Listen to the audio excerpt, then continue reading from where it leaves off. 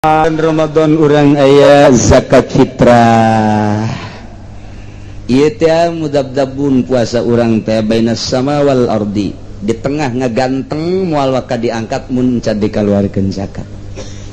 Kaluarkeun zakat naik ka luhur, zakatna 3 liter setengah beasna nupang bagus dari siapkeun.